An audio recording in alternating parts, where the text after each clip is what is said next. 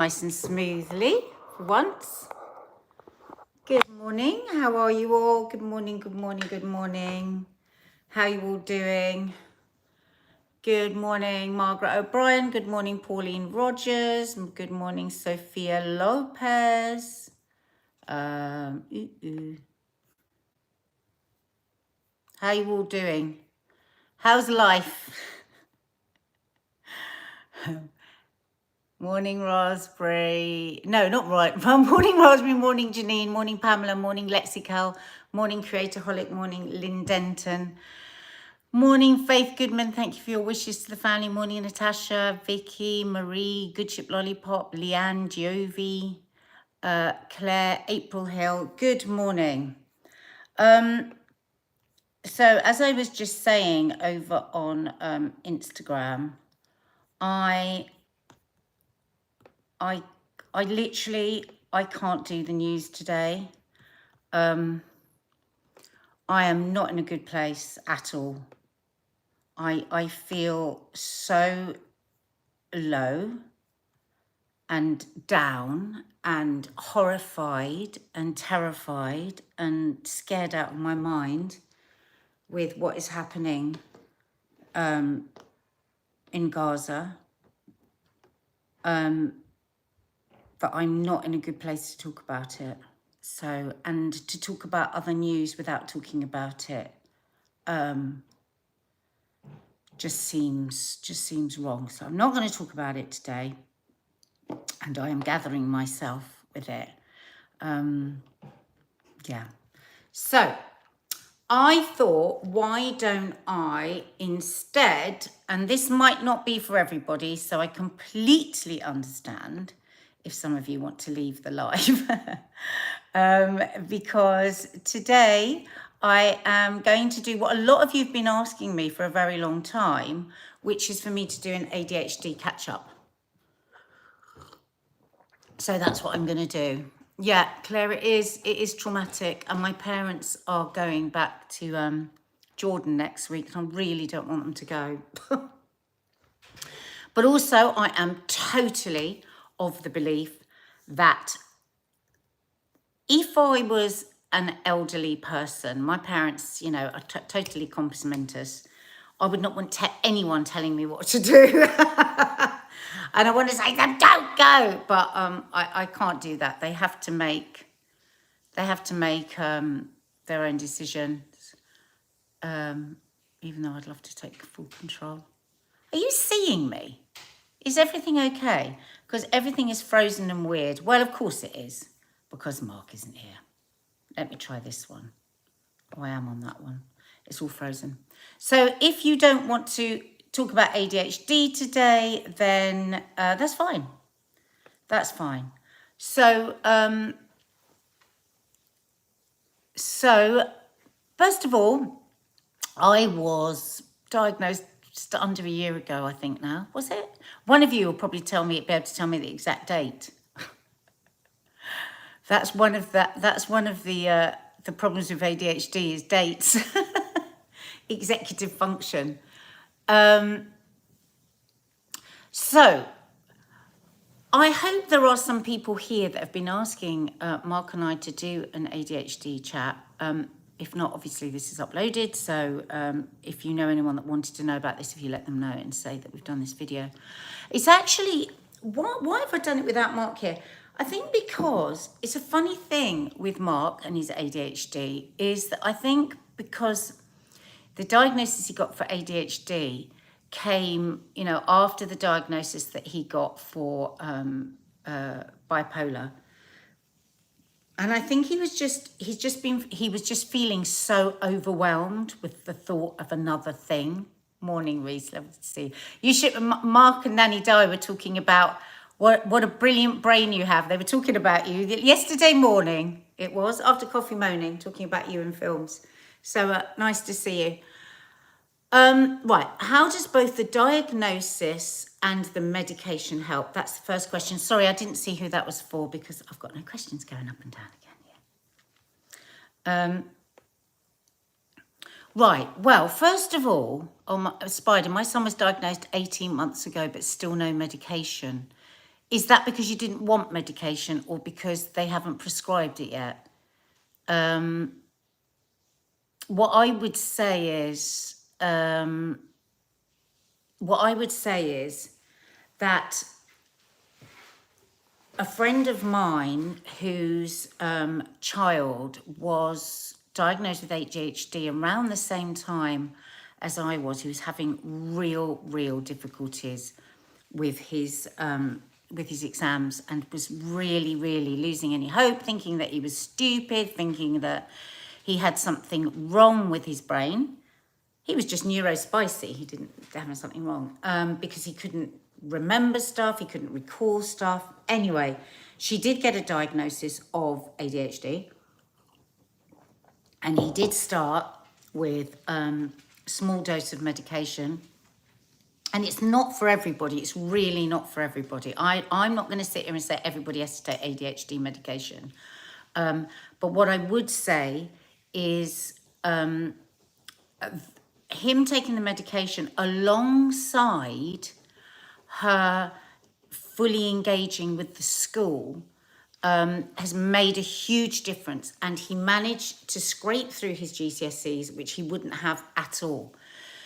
So there's all sorts of like extra help that you can get with ADHD at school. So if you're here because your child has ADHD, please do look into that, and please insist that your school supports you and your child with it. For instance, you do get extra time in your GCSEs. And I heard somebody saying the other day, oh God, yeah, people with ADHD get an extra time in their exams. And there was like this real like tone. And this particular person is actually very good at school, brilliant memory and everything. And I bit my lip, because I just so wanted to say, if you could walk in the shoes of a child with ADHD at school just for an hour, you would not resent that extra 20 minutes that they get in an exam. And it's just because people don't understand, and why should they? I mean, there's a million bloody conditions that are out there that I know nothing about because it doesn't relate to me. You know, but of course people don't know about the Gaza and Israeli situation because it never related to them. They didn't know what happened 75 years ago. You know, it's the same thing for me. When people get angry with people not knowing, I don't think that's fair, really. Because, I mean, I didn't know anything about bipolar 2 until Mark was diagnosed with bipolar 2. I don't know if any of you follow Tracy Emin. Tracy Emin had the aggressive kind of bladder cancer. She's had to be almost completely rebuilt, stoma bag, rebuilt vagina. She's so open about everything. And she was talking about how, because last week was Invisible Disability Awareness Week, wasn't it? And she was saying, you know, sometimes I am so desperate, I need to get to a toilet. She has a stoma bag and everything.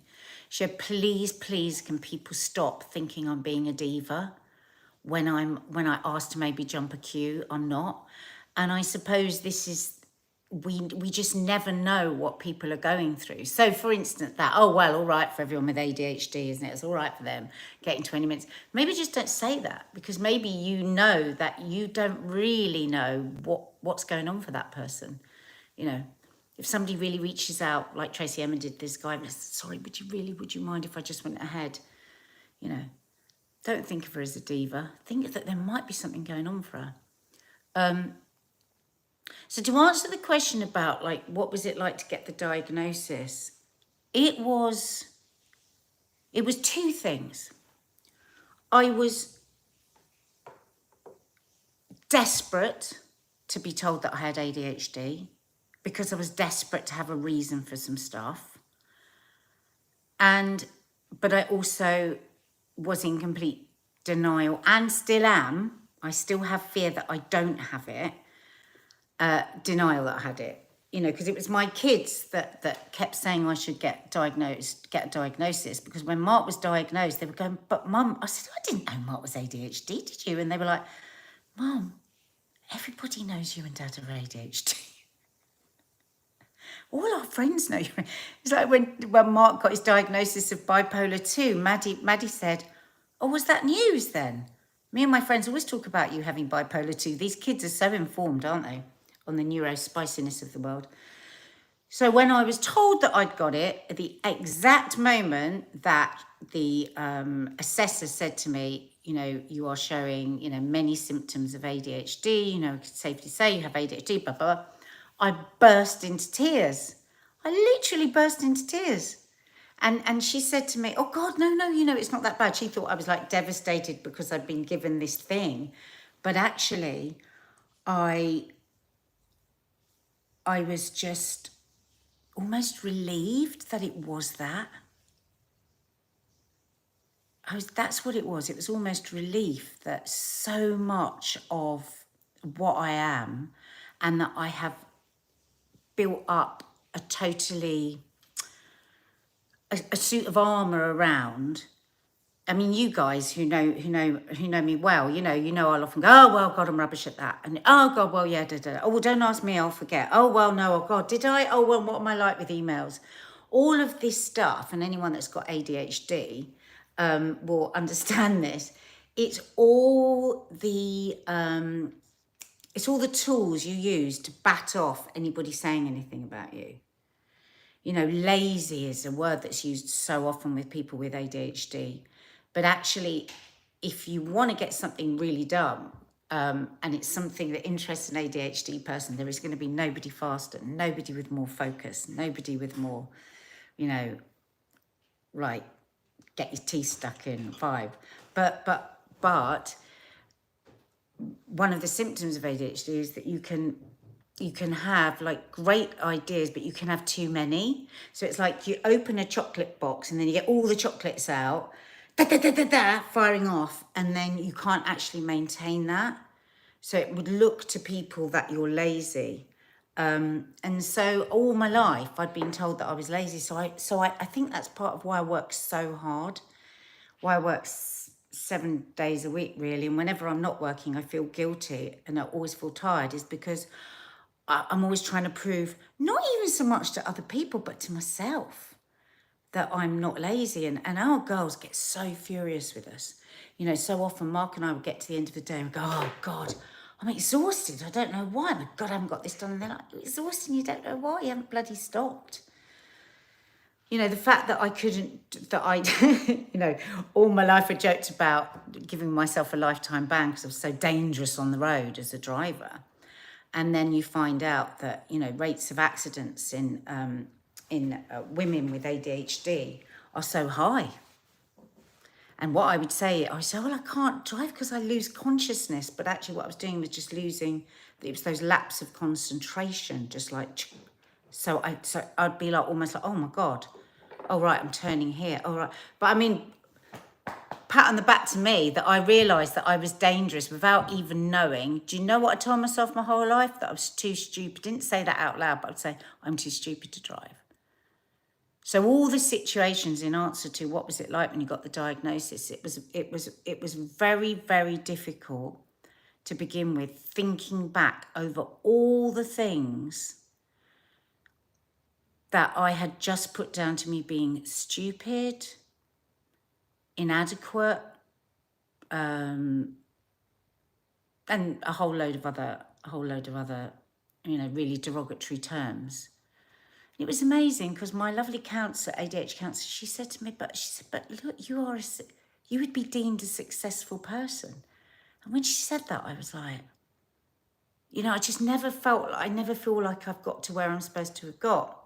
So then after that, after the initial, you know, diagnosis, shock, weird, God, this is so weird. I then went into, which I think a lot of people get. Yeah, ADHD burnout is a real thing. So be mindful to take time out. Yes, Christine Bett, thank you. It is. And I see Mark do that all the time as well. It was then, and I spoke to another friend of mine who was diagnosed with it. And we started off on this thing of going, oh my God, when I think about that opportunity that I said no to, or when I think about that, or when I think about when I did this, my impulsive behavior, you know, I really, I mean, I know you see me as more the healthy person, all of that, but that really did come with motherhood. Before that, I was really impulsive. I was, you know, I drank so much. I was a crazy drinker. I would jump into really, dangerous situations. I'd be really impulsive and compulsive in relationships that weren't right and weren't good for me. And if I'd stopped and paused for 5 minutes and had to think about it, I was talking to an actor actually the other day at Loose Women, who I won't say his name actually because I don't know if it's out, but he's got ADHD, and we were really connecting on that. It's like, oh God, yeah, I'm in love. Oh yeah, that really impulsive behavior. So, addiction is a massive problem. The figures are so high. I'm not going to quote any figures here because I don't really like to do that, because you can get different figures from all over the place. But trust me, my ADHD counsellor said they are extremely high addictive behavior. So that's why I think if you think you have ADHD and you have children, because there is, really strong belief that it is genetic, I would absolutely say get your child diagnosed, because not necessarily to go on the medication, but so that you can understand some of the behaviours that they might fall into. Anita Burke, will you ever try driving again now that you're on your meds? I don't think so. I thought I was going to, but I don't think I am. I think if I lived out of London, I might, but it is so, you have to be so tough. I mean, Dina goes out, she's like this, what? And she's proper, she didn't take any shit. I'll be like, ooh, I'll never get anywhere. I'd be too nervous. And also, I don't necessarily feel the medication. I just don't feel confident. I suppose I would need a specialist ADHD driving instructor to get my confidence really up. Susan Mann, my daughter is going to have her child tested. Yeah.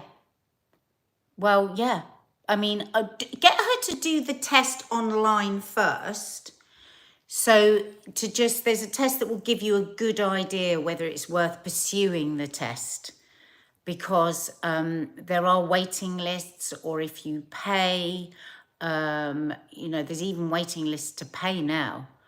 Oh my God, Joy Clark, it took 5 years for my son to get diagnosed. He describes his brain as like a messed up Rubik's Cube. Has he started, is he going to try the medication? Or something else I would say is, a friend of mine who was diagnosed, God, these are all different people, somebody at work, a colleague, and he's a fairly young guy. He is so ADHD, it's unbelievable. For years, everyone has been at work's been saying he's got ADHD. Anyway, he eventually got assessed. And I was quite surprised, because this was on the NHS, he got assessed. And if you watch that terrible documentary, I can't remember what the name of it was now, where it was basically saying was suggesting that avoid all private clinics and go in to NHS. His NHS care was brilliant. He got to see a psychiatrist, he saw them twice and all of this, but then he was given the medication and told to go away and gradually up it himself. Well, that's not every time my medication was upped. I'd have an appointment, we'd have a discussion. So that was weird. Anyway, he wasn't doing well on the medication at all. He really wasn't happy on it. So I was sort of counselling him a bit, and I said, you know what? There's lots of different kinds of medication. Go back and ask for a different one, because a different one might work really well for you. It was Joni, wasn't it? And lo and behold, it has made all the difference. But a lot of people don't realise that you can ask for, to try a different one.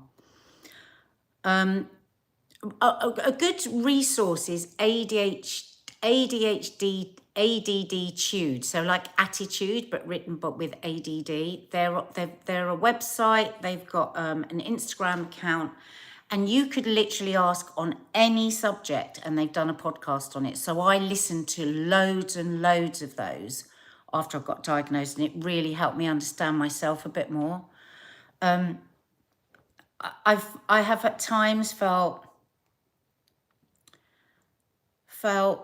a little bit silly sometimes, because I had a period of time where I was feeling like really stupid, and I caught a couple of people talking about me and ADHD, kind of walked past the room and heard them saying something, and I felt really horrible about it. And they weren't being like particularly personal or nasty, but it was a bit around that vibe. Like, God, hasn't everybody got ADHD? God, I've always thought she's all right. It was that kind of vibe.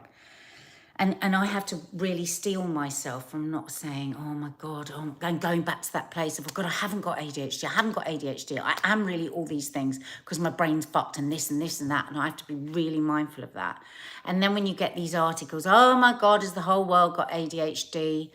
I don't read those anymore because they all more or less say the same thing. And they're people that just haven't really looked into it and don't really know what they're talking about. So, sorry, I just got to turn that off. So, yeah, so I get low moments sometimes when I almost feel guilty for being diagnosed.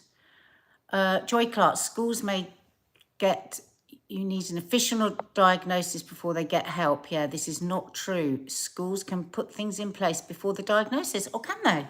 Oh, I didn't know that. Oh, that's great. Thank you for that. Capture the grade, filling out my 10-year-old daughter's referral form now. She's brilliant, creative and fun, but in the last year she goes hyper on the ceiling and then collapses with exhaustion and fully believes she's ill. Yeah, well, in a way, and this might sound weird, you're a bit luckier because so many ADHD girls are very, very still, and all of that activity is going on in their brain, and they have never got a chance in hell of anybody suggesting they might have ADHD. Catherine Cronin says, yes, before diagnosis, fantastic. Hi, Natasha, I feel the same about my fibromyalgia diagnosis. Sometimes I wonder if I really have it or if I'm just being dramatic.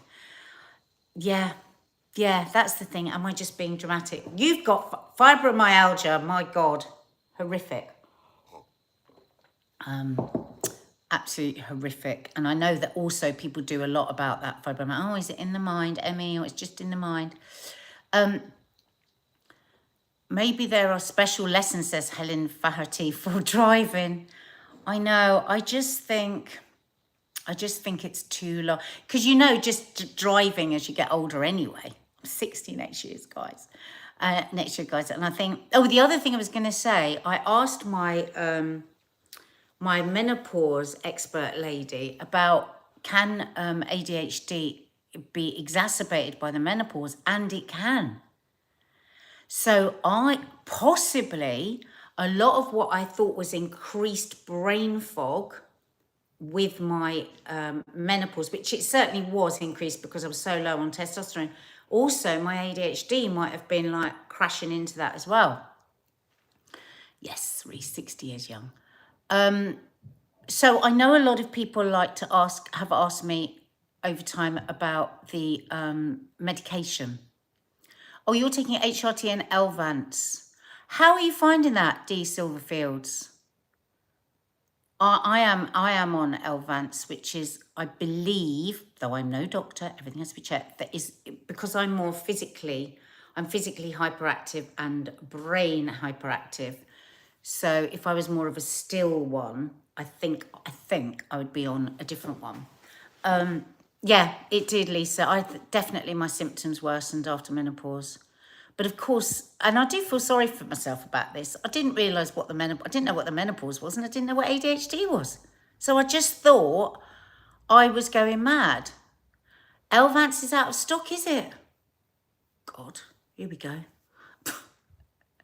A big thing for me to discover, which was very painful and very upsetting, because when I think about how much of my life was consumed by it, was my compulsive eating. Eating beyond what I wanted to eat. Like, bowl of peanuts, 2 handfuls, full, might feel a bit sick. Maybe I'm a bit thirsty even because I've had all that salt, but without even knowing I've eaten the whole bowl. Elvance is available in the UK, Pauline. That's the one I'm on. I'm on Elvance. So that compulsive eating, like, standing and eating like a whole loaf of bread just in the toaster, not even knowing. So, you guys know how hard I've worked. I went to mindfulness course. I went to Overeaters Anonymous. All these things that I did, always thinking that I just there was something really wrong with me, that I was greedy, that I was this, that I was that. Anxiety. So I would just eat. I just nibble all day long to quell my anxiety. Because before I got diagnosed with ADHD, if anyone had said to me, do you suffer with anxiety? I would have always said no. And then I started taking ADHD medication and I was like, oh, what's that weird feeling that's not there? And then I started to notice I wasn't like eating like that. I thought, oh my God, I was able to then recognize that it was anxiety and I didn't know because I'd had it all my life. That's just what I'd grown up with. And probably led to me drinking so much, smoking so much, overeating. I mean, I was a compulsive smoker, compulsive drinker. Oh God, I don't know what I've done to my body. Yeah, so Anita Burke, do I still do the 16-8? No, I don't. They've done more research on that. And for some people, the 16-8 is brilliant. But with my hormonal thing, and this was Professor Tim Spector said to me, that's probably too long a fast. You probably don't need to do that. He said more like 10 hours. So I do whatever my last meal was, I'll roughly fast for 10 hours afterwards. So most of that is sleep. But also I do feel very rid of, I love food, I love to cook, but I don't have that sort of, I'm not using it as a sort of almost as a medication, because you can medicate with food. People don't understand that, but you can. Not everybody that overeats is just greedy. What is greedy anyway? What is that word? Maybe it's just medication. You know, people, you know, it's whether you self-medicate with booze or food or sex or whatever. Maybe that's, you know, what is greedy. Because most people do not want to be, most people, not all, some people are totally happy with being overweight, obese, and it's everybody's choice. But most people do not want to be. So there is something compulsive going on there. And to just say that it's just greed, what is greed if you really drill into it? You know? Sorry, what was that other question I saw just going up there? So the medication, like when you first go on it, it's the weirdest thing, because what they do is they do this thing called titration, which they just, yes, Vyance, it's the same thing, where you just gradually, where they're just trying to find what is the right amount for your particular brain. Oh, you started weight training, Catherine. Well, okay, so that is a really good example, right, of a change in me since the medication, is that I'm able to start something and continue consistently on with it. Whereas before, I could never quite finish anything. You know, I won a Celebrity MasterChef, did you know that? God knows how, because as John Turode said, Nadia, you're a great starter, you're a lousy finisher. I'd only half read a recipe if they gave us a recipe. Never like fully did things. Which if you haven't got ADHD, you literally see people glaze over. They don't know what you're talking about when you talk about executive function skills. So these are the sort of things that are included in executive function skills: self-awareness, inhibition, non-verbal working memory, that's the ability to hold things in your mind, essential visual imagery, how well you can picture things mentally, verbal working memory, that's self-speech or internal speech. Most people think of this as their inner monologue. Emotional self-regulation, the ability to take the previous 4 executive functions and use them to manipulate your own emotional state. This means learning to use words, images, and your own self-awareness to process and alter how you feel about things. So a lot of people with ADHD have emotional deregulation, where they just And it's such a difficult thing, and it can be such a difficult thing because it can really affect people's ability to have relationships with children, to make friends. Like a lot of children with this deregulation can have tantrums. They can get the hypersensitivity dysphoria, take things in and feel it much more deeply than somebody else might. Get very angry, sometimes say mean things for no real reason. And self-motivation, how well you can motivate yourself to complete a task.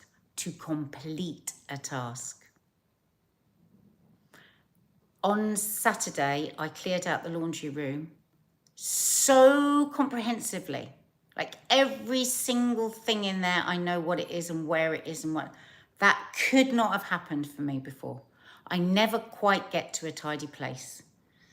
My room upstairs is still a challenge, but the laundry room is done.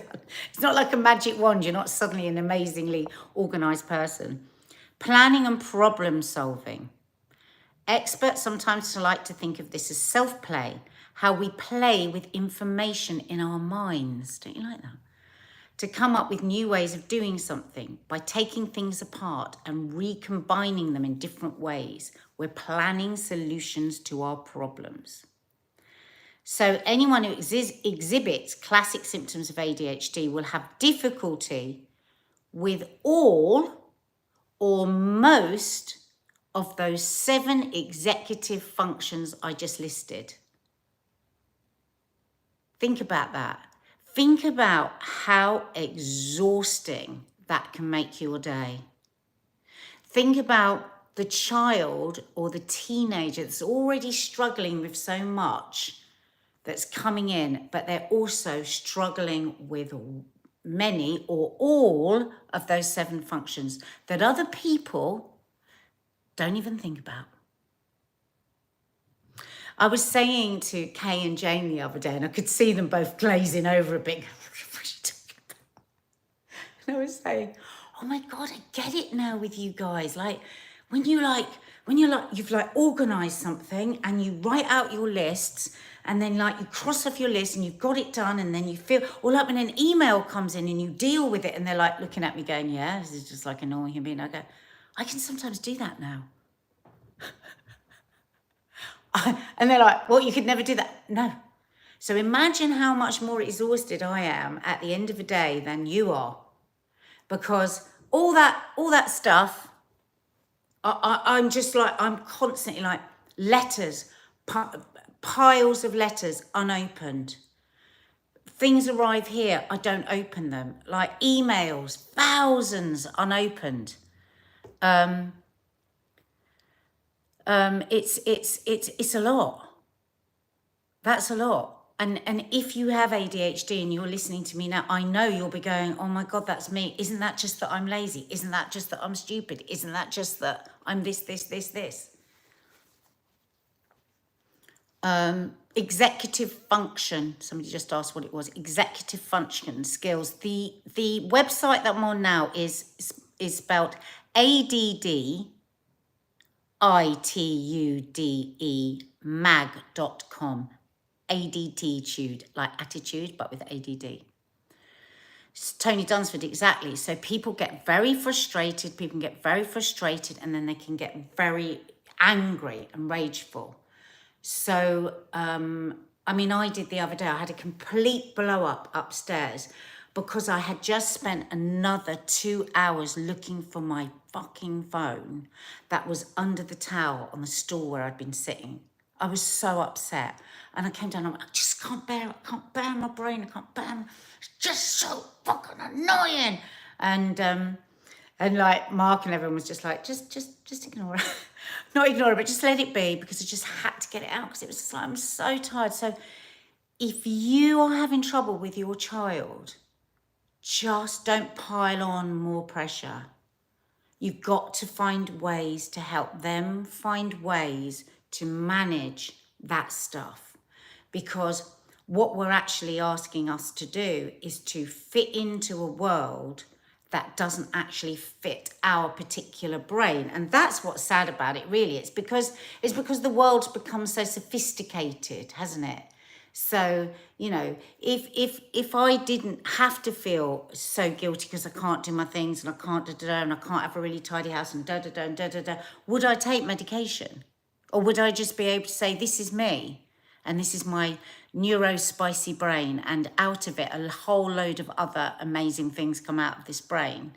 And that's what I am struggling with. That's what I'm pushing and pulling on. It's like, because I don't want... My mum is 87. She doesn't take any medication. She doesn't take a single medication.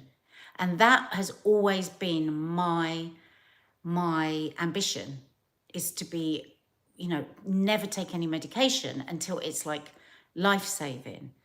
So I am taking medication in a way to fit in with the world, because the world is really quite stressful without this executive function and without my compulsive behaviour and all of this. It's actually quite hard. Now, there are so many websites and Instagram accounts and stuff that will help with how to do this without medication, right? How to find routines and procedures, and that is really what I should be doing. That's how I feel. I feel guilty about taking medication because I don't believe in, and I do think there is such a thing as big pharma, and I hate it. And nearly everything that I need to, you know, get better with, I've used homeopathy, I use acupuncture, I use all these things. So I resent it, but I'm also so grateful to it. Yeah, so it's a real push me, pull me thing. The thing about ADHD medication is that it, from the first day you take it, it starts working within an hour and a half. So there's no build up in the body, and it's out of your body in 10 hours. So when I lost that phone and I was crying because I was so angry with myself, I was actually out of my medication window. And yeah. So I do feel, yeah, guilt. If I'm really honest, I feel guilty about taking it. I feel like I am, sorry, I was just taken a bit by that for a second. Because if there was anybody else sitting opposite me saying they feel guilty, I'd be like, oh, shut up. Why should you bloody feel guilty? You know? I feel guilty, I suppose. Why do I feel guilty? I think it's a bit like, why don't you just be you in the way you are? And I think when I look back about the sort of mum that I was, though I know my kids feel really loved and cared for and all of that, I think my lack of ability to organise, and I mean, it's just so bad. I mean, it's much worse than you ever see on here. I think has really affected people around me, because and like I've been a really bad friend in the past because I haven't been able to maintain things. So I think, taking the medication and then being a better person is,